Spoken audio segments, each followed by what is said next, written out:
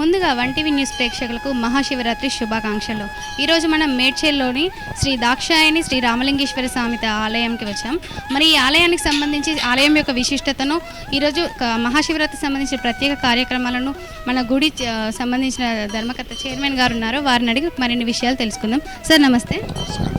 Sir, ఈ మహాశివరాత్రికి సంబంధించి ఈ రామలింగేశ్వర ఆలయంలో ఏమేమి ప్రత్యేక కార్యక్రమాలు చేశారు, మరి భక్తులకు ఇబ్బంది కలగకుండా మీరు ఏమేమి చర్యలు తీసుకున్నారు, సౌకర్యాలు కల్పించారు?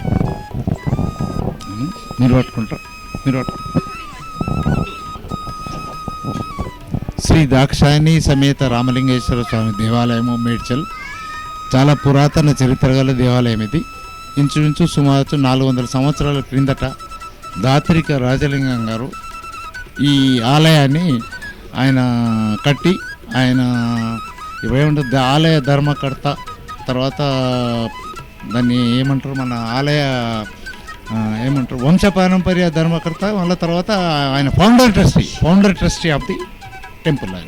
ఆయనే ఫౌండర్ మొత్తం. ఆయనకు కళలో స్వామివారు వచ్చి పలానక్కడ అడవిలో వెతికితే నేను దొరుకుతానని చెప్పాడట.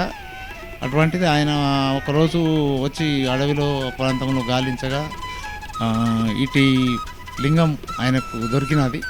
తర్వాత అతను తీసుకొచ్చి ఈ ఒకటే గుండులో ఈ ఆలయం మొత్తము లోపల సౌరంగం చేసి ఒకటే గుండులో స్వామివారిని ప్రతిష్ఠ చేసినారు. దీనికి ఆయన ఆ రోజుల్లో 2 ఇంచులు ఆ మాదిరిగా ఉండేట లింగం. దినదిన లింగం పెరుగుతూ పోతూ ఉంటే ఆయన ఆర్థిక పరిస్థితి, ఆయన హోదాలు కూడా ఆ విధంగానే పెరిగాయట. ఆయన గత నైజాం సంస్థానాధీశుల్లో 66 మంది ఉండగా 66 మందిలో ఈయన ఒకరుగా, ఇప్పుడు మనం జనరల్గా అసెంబ్లీ అంటాం మనము, ఆ రోజులలో రాజుగారి సంస్థానాధీశంలో 66 మందిలో ఈయన ఒక మెంబర్, ఆయన ఒక మెంబర్గా ఆ రోజు ఆయనకు అర్హత కలిగించగలిగినది. అతను ఇక్కడ ఈ సుమారు మేడ్చల్ ప్రాంతంలో గల 18-20 గ్రామాల వరకు ఆయన ల్యాండ్ లార్డ్గా ఉండే. ఆయనకు ఇంచుమించు 4 నుంచి 5,000 ఎకరాల పట్టేదారు అతను. దాని తర్వాత వంశపారంగానే ఆయన కొడుకు దాత్రిక వీరన్న ఆయనకు సంక్రమించింది వంశపారంపర్య ధర్మకర్త హక్కులు.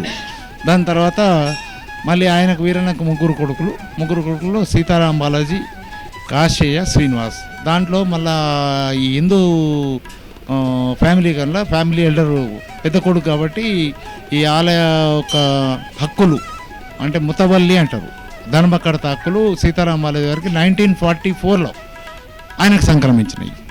1944 తర్వాత ఇంకా అది మా వంశాధికులే ఎవ్రీ ఇయర్ సెలబ్రేషన్స్ చేస్తూ ఉన్నారు. కానీ ఏంటంటే దానికి ఇంకా స్థానికత ఏది నిర్దేశించబడలేదు, ఎవరు ధర్మకర్తలు ఎవరు అనేది ఎండోమెంట్ డిపార్ట్మెంట్లో ఉంటుండే. దాని తర్వాత కార్యక్రమాలని నిర్వహిస్తూ వస్తున్నాం ఈ ముగ్గురు ఫ్యామిలీస్. ఇక లాస్ట్ మన గత 2023లో నేను అప్పుడు 2010లో అప్లై చేశాను. మా ఫాదరుకు నేను పెద్ద కొడుకు కాబట్టి నాకు సంక్రమిస్తే అని 2014లో 2016లో రిప్రజెంటేషన్ సబ్మిట్ చేస్తే వాళ్ళు కన్సిడర్ చేస్తూ నాకు 2023లో ఫ్యామిలీ ఫౌండర్ ట్రస్టీగా నాకు ఆర్డర్స్ ఇచ్చారు దేవాదాయ శాఖ వారు. ఇచ్చిన జూలై 23 అప్పటి నుంచి ఎండోమెంట్ వారు వచ్చి ప్రమాణ స్వీకారం చేసి ఇచ్చారు. గత సంవత్సరం జాతర కార్యక్రమాలు మహాశివరాత్రి మొదలుకొని హోలీ వరకు ఇవన్నీ జరుగుతాయి. హోలీ వరకు చాలా పెద్ద జాతర ఇది, ఇన్ని రోజులు ఎక్కడా జరగదు, 1 day 2 days ఉంటుంది. ఇది మహాశివరాత్రి మొదలుకొని హోలీ వరకు, హోలీ ఉత్సవంతో ముగింపు ఉంటుంది. అయితే దీని తర్వాత ఏంటంటే 5 ఉత్సవాలు ఉంటాయి. నందీశ్వరుడు, భృంగీశ్వరుడు, హంసవాహనం, అశ్వవాహనం, గజవాహనం. ఈ 4-5 ఉత్సవాల్లో ప్రతిరోజు ఒక ఉత్సవం ఊర్లోకి వెళ్ళి ఊరు తిరిగి వస్తుంది కంప్లీట్. మనం జనరల్గా వేరే దేవాలయాల్లో చూస్తే గుడి చుట్టూ తిప్పేసి పెట్టేస్తారు, ఇక్కడ అట్లా కాదు. ఊరు ఇంచుమించు 1.5 kilometer ఉంటుంది.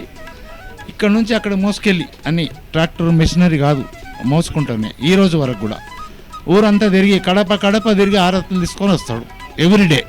అట్లా 5వ రోజు కళ్యాణం జరుగుతుంది. ఆలయ ధర్మకర్తగా మా ఇంట్లో నుంచి గత సంవత్సరం తలంబ్రాలు, దేవుని తలంబ్రాలు, పట్టు వస్త్రాలు తీసుకొచ్చాము.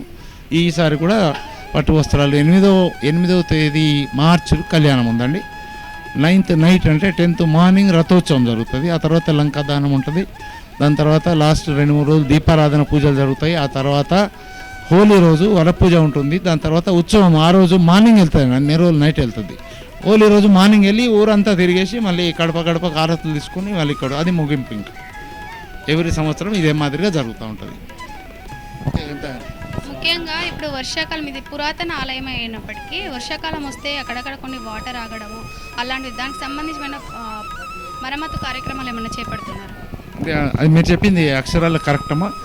ఇప్పుడు ఏమవుతుందంటే వర్షాకాలం కొంచెం లీకేజ్ ప్రాబ్లం ఉంది. గుండు కాబట్టి మీద చెట్లు పెరిగి ఆ ఏర్లు గుండు రాయిని పగలగొట్టుకొని పోతాయి. అక్కడ నుంచి కొంచెం లీకేజ్ అవుతుంది. కొంచెం ఎలక్ట్రికల్ వైరింగ్ కూడా ఇబ్బంది ఉంది. లాస్ట్ టైం నేను చూపించాను, ఎస్టిమేట్స్ మీద పైన స్లాబ్ వేయాలని చెప్పారు. స్లాబ్కు ఒక 1.6 ఎస్టిమేషన్ ఇచ్చిండ్రు. స్లాబ్కి కూడా ప్రయత్నం చేస్తున్నాము. ఎందుకంటే నేను వచ్చి ఒకటే సంవత్సరం, ఇప్పుడు 2వ సంవత్సరం నేను చేయడం. స్లాబ్ కూడా వేసి అది వేసేస్తే ఇక్కడ లీకేజ్ స్టాప్ అయిపోతుందని చెప్పిండ్రు. స్లాబ్ వేసి చూసేస్తే ఒకవేళ సక్సెస్ అయితే ప్రాబ్లం ఉండదు మాకు.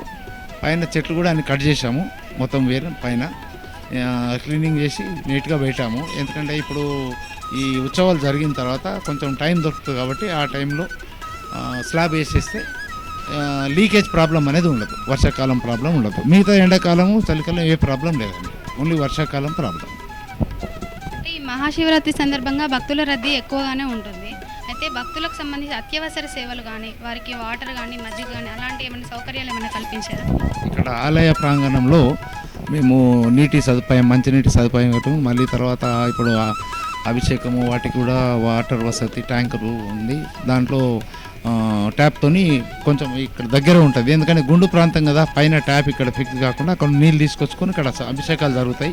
పంచామృతం కూడా వాళ్ళు మర్చిపోయేస్తే వాళ్ళకు కూడా మేము ఇక్కడ సౌకర్యాలు కల్పించి ఈ గురుగుల మాదిరిగా పెట్టి పంచామృతం కలిపి మార్నింగ్ 4 o'clock నుంచి భక్తులకు మేమే సప్లై చేస్తామండి. వాళ్ళకు 100 rupees టికెట్ పెట్టి వాళ్ళకి అందరికీ మేమే ఇస్తాం. వాళ్ళే పంచామృతం వచ్చి పోతారు. శివరాత్రి రోజు కూర్చొని అభిషేకం చేయడానికి వీలు పడుతుంది. ఎందుకంటే ఈ క్యాబిన్లో రష్ చాలా ఉంటుంది. ఖాళీ దర్శనం చేసి ఈ విధంగా అరేంజ్ చేస్తాం మేము. ఈ విధంగా అరేంజ్ చేస్తే వాళ్ళు పోస్తారు పంచామృతం, అది వెళ్ళి ఆ స్వామివారి లింగం మీద అభిషేకం జరుగుతుంది. ఎవరైనా సరే ఇక్కడ నుంచి అభిషేకం చేసుకోండి. Thank you so much. చూసారు కదండి, శ్రీ రామలింగేశ్వర సమితి ఆలయంలో ప్రతి ఆలయంలో ఒక గర్భాలయం అనేది, ఇక్కడ ప్రత్యేకంగా ఒక గుండు కిందనే గర్భాలయం ఉండేది విశేషంగా చెప్పుకుంటుంది. చూస్తున్నారు 1 TV కెమెరామెన్ ఓంకార్తో స్వాతి, 1 TV న్యూస్.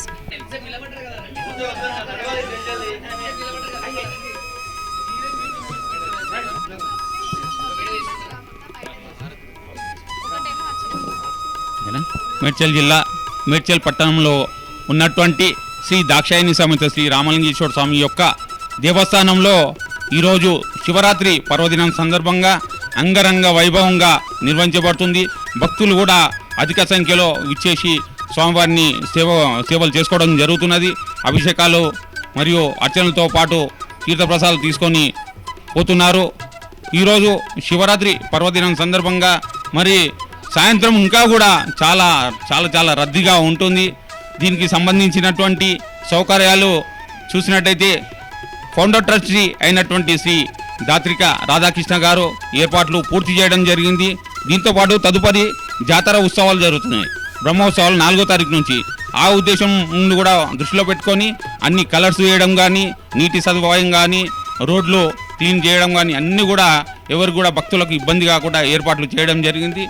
మరి ఈ యొక్క శివరాత్రి సందర్భంగా వచ్చినటువంటి భక్తులకు ఆ యొక్క స్వామివారి దివ్యాశీస్సులు ఉండాలని చెప్పేసి కోరుకుంటాను. ప్రపంచం మొత్తం చల్లగా ఉండని, అందరూ బాగుండని, మళ్ళీ శివరాత్రి మళ్ళీ వస్తుండని, అందరూ బాగుండని. శ్రీ గురుభ్యో నమః. తత్పురుషాయ విద్మగే మహాదేవాయ ధీమహి తన్హో రుద్ర ప్రచోదయాత్. శ్రీ శ్రీ శ్రీ దాక్షాయణీ దేవి సమేత రామలింగేశ్వర స్వామి దేవాలయము మన మేడ్చల్ పట్టణమునందు చాలా బ్రహ్మాండంగా స్వయంభుగా వెలిసినటువంటి రామలింగేశ్వర స్వామి దేవస్థానము. ప్రతి సంవత్సరములాగానే ఈ సంవత్సరము కూడా దాత్రిక వంశస్థులైనటువంటి దేవస్థానమునందు రాధాకృష్ణమూర్తి చైర్మన్గా పరిణామంలో యథావిధిగా ప్రతి సంవత్సరములుగానే ఈ సంవత్సరము కూడా తెల్లవారుజామున 4 గంటల నుంచి రాత్రి లింగోద్వకాలం వరకు ఎలాంటి ఆటంకాలు లేకుండా అనేక రకాలుగా భక్తులకు సదుపాయాలు కలిగిస్తున్నారు. అలాగే లింగోద్భవ కాలంలో మహారుద్రాభిషేకం ఉంటుంది. యథావిధిగా ప్రతి సంవత్సరములుగానే ఈ సంవత్సరం కూడా 144 సంవత్సరములో మహాకుంభమేళ పర్యానంతలో చివరిసారిగా వచ్చేటి మహాశివరాత్రి చాలా బ్రహ్మాండమైన దినము. ఎలాంటి ఆటంకాలు లేకుండా భక్తులు ఉదయం నుంచి అభిషేకాలు, అర్చన, తీర్థప్రసాదాలు ఎలాంటి ఆటంకం లేకుండా సదుపాయాలు కల్పిస్తున్నారు. ఈరోజు ప్రత్యేకంగా ఉదయం 4 గంటల నుంచి అభిషేకాలు, అర్చన, తీర్థప్రసాదాలు ఇస్తున్నారు. ఈరోజు ప్రత్యేకంగా మహాలింగోద్భవ కాలం 11:45 నుండి 1 గంట వరకు రాత్రి మహారుద్రాభిషేకము జరుగుతున్నది స్వామికి లింగోద్భవ కాలంలో. అంతటితో ఆలయము సమాప్తమవుతుంటుంది.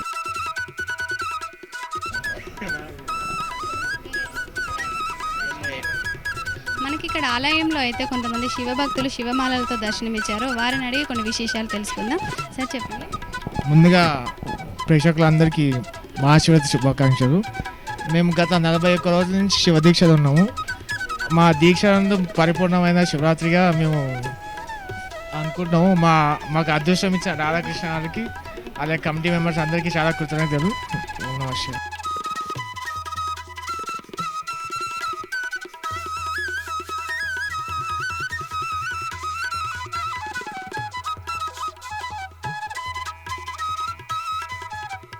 శివరాత్రి, హ్యాపీ శివరాత్రి. ప్రస్తుతం మనం మేడ్చల్లోని శ్రీ దాక్షాయణి సమేత రామలింగేశ్వర ఆలయంలో ఉన్నాం. ఈ ఆలయం దాదాపుగా 200 సంవత్సరాల పురాతనమైన ఆలయం. ఈ ఆలయాన్ని దర్శించుకున్న తర్వాత ఇక్కడ కోరిన కోరికలు తీసే శివలింగం ఉంది. అయితే ఇక్కడ సంబంధించిన ఈ పురాతన ఆలయంలో విశిష్టంగా ప్రతి ఆలయంలో గర్భాలయం ఒక తలుపులతో ఉంటుంది. ఇక్కడి గర్భాలయం మాత్రం ఒక గుహకు సంబంధించి ఒక గుహ కింద గర్భాలయం ఉండడం ఎంతో విశేషంగా చెప్పుకుంటారు. అయితే ఈ ఆలయానికి సంబంధించి ఈ నెల 8వ తారీఖు నుంచి బ్రహ్మోత్సవాలు అయితే జరుగుతున్నాయి. ఒక నెల రోజుల పాటు 5 జాతరలుగా ఈ ఆలయంలో అయితే బ్రహ్మోత్సవాలు అయితే జరుగుతున్నాయి. ఒక నెల రోజులు అంటే వచ్చే నెల 8వ తారీఖు నుంచి హోలీ వరకు కూడా ఇక్కడైతే బ్రహ్మోత్సవాలు ఎంతో ఘనంగా జరుగుతాయి. ప్రత్యేకంగా ఈ ఆలయాన్ని దర్శించుకున్న వారికి కోరిన కోరికలు తీర్చే ఆలయంగా ఇక్కడ ఎంతో పేరుగాంచింది. అయితే దీనికి సంబంధించి ప్రతి ఒక్కరు కూడా ఈ ఆలయంకి వచ్చి దర్శనం చేసుకుని ఆ స్వామివారి అనుగ్రహానికి పాత్రలు కావాలని కోరుకుంటున్నాం. 1TV ప్రేక్షకులందరికీ మహాశివరాత్రి శుభాకాంక్షలు. కెమెరామెన్ ఓంకార్తో స్వాతి, 1TV న్యూస్, హైదరాబాద్.